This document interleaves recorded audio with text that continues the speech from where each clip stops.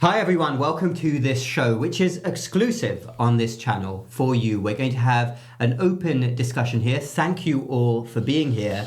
And what we want to talk about today is the fact that we really feel the pain of so many people out there who really struggle to find a good doctor. It has become almost impossible in many parts of the country to find a good doctor. What happened to those good old days of old where we had community doctors? And we feel your pain. We know what's going on. We try to do our best within the system.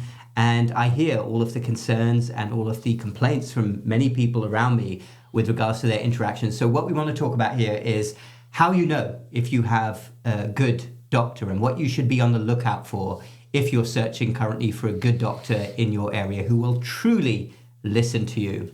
And the very first thing that I want to talk about is really the first impression that you get when you walk in the room.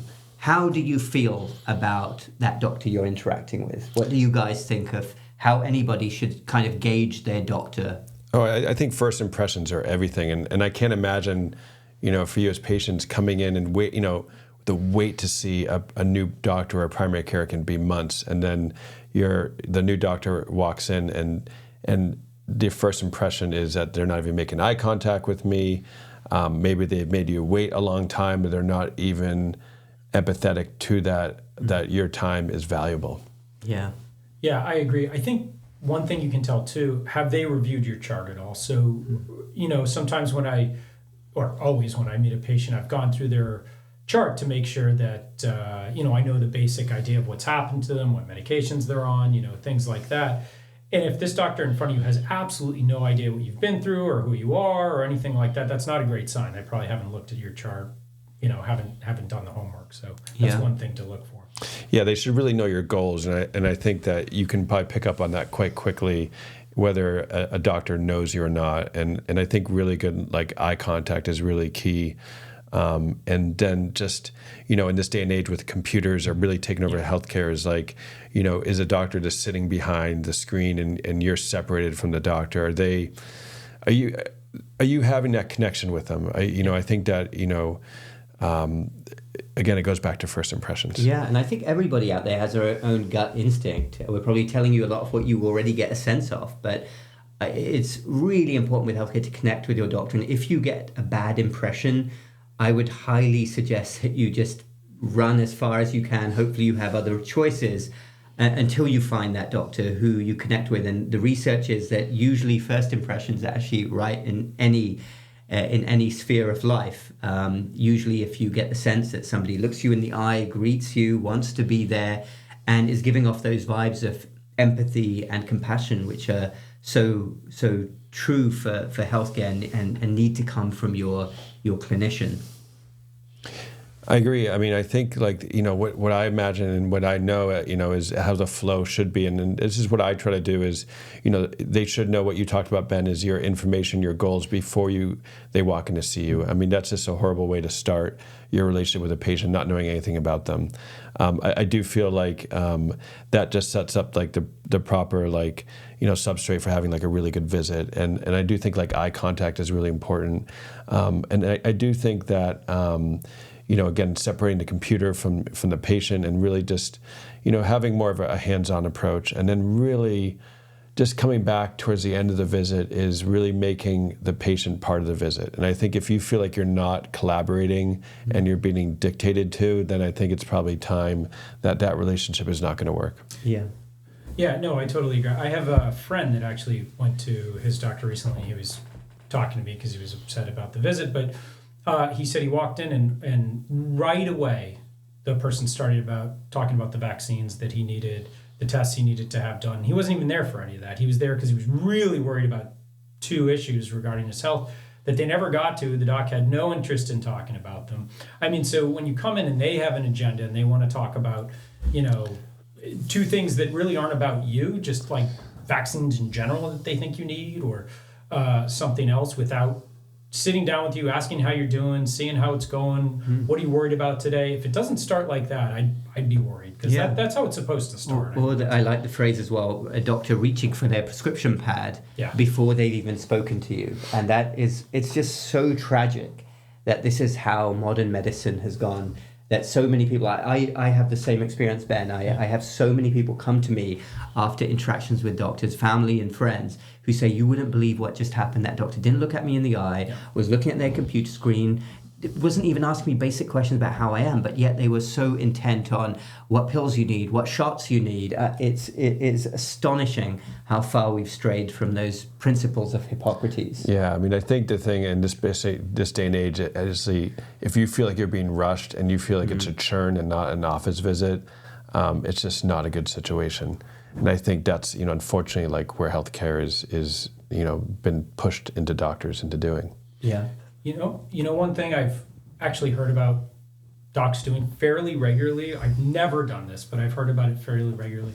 Someone will come in for a wellness visit or a physical or something and say, I've got this thing I really want to talk about. I hurt my hand or I have a blood. And they'll say, nope, the visit's not about that today. You have to make a separate visit. I think that's psychotic. Like I can't terrible. Imagine having someone come all the way into my office. They came for this issue and I'm not going to talk to them about it because the visit's not about that. That's insane. But I think if you do that, you've got a weird doctor or a system. Well, it's a fundamental breakdown in the system. And I've actually experienced this myself as a physician, seeing a doctor where, like they said, well, we'll talk about this topic, but the physical exam isn't really part of this appointment, but I'll just do it anyway. And I think actually telling me that took longer than just doing a physical exam on me. And I've seen horror stories where patients are not even examined by their doctors, and that's just a fundamental human touch in what we were all trained to do. Yep. Yeah, just at least examine the patient. Yeah, and I'd say another red flag is afterwards, if a doctor is, again, coming back to this rushed issue, I know that time is limited, but you can't give off the impression as a doctor that you're in a hurry and you're going through a conveyor belt. I mean, every doctor should know not to give that impression no matter how flustered or rushed they are. Does your doctor ask you at the end if you have any questions, or does he wave you out? I mean, that to me is so basic. I never leave a patient's room without saying, look, do you have any questions? Now, obviously, if those are questions which I have to come back for even later, I will. But you have to at least ask that. I mean, we're talking about life and death here.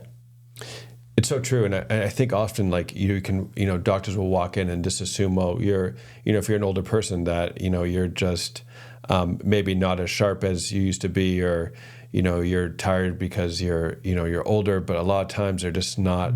It's just that generalization where every patient is so different, and I think if you as a doctor don't go in realizing that into the patient room, then that's set up for something bad to happen. Problem. Yeah. Let's talk a bit about how you can find these good doctors out there, because good doctors are out there, tough to find. I would say one of the best ways is a recommendation from somebody in your life who raves about their doctor, and is there any way you could go in and see that doctor? Yeah, it's true. I mean, people go online and look. But again, it's I understand that, people go online for reviews, and I do it, and everyone does that. But again, someone might get good reviews, and they very well may be a great doctor, but it's just really about how are they connecting with you, and word of mouth. I mean, people when I see who are moving away or going down south or someplace else or warm during the winter always ask me, and I just said, listen, talk to your friends. They'll really tell you who the best doctors are. Yeah, I mean, the other people that know who the best doctors are other doctors in that system. So I always refer to the same few physicians within the system because I trust them and I know they're great. And so if you already have a specialist in that system, or you have a primary care and you're looking for a specialist, ask them, because they're going to tell you who's good, and they're going to tell you who they trust and who they want you to see and who they don't. So, ask the other doctors you may be seeing as well. That can be a very... we know who's good and we know who's not. Exactly. And I agree with you. People in the community, friends, family, if they have a great diet, they're going to tell you about it. So, I think warm referrals are the best way to find They are, yeah. Nurses are a great source, too. I mean, they really know a lot about doctors, and I think they can give a good recommendation overall. Yeah. Oh, is that the hospital? It was on main page. Doctors are very busy. So, and again, I would second that in terms of...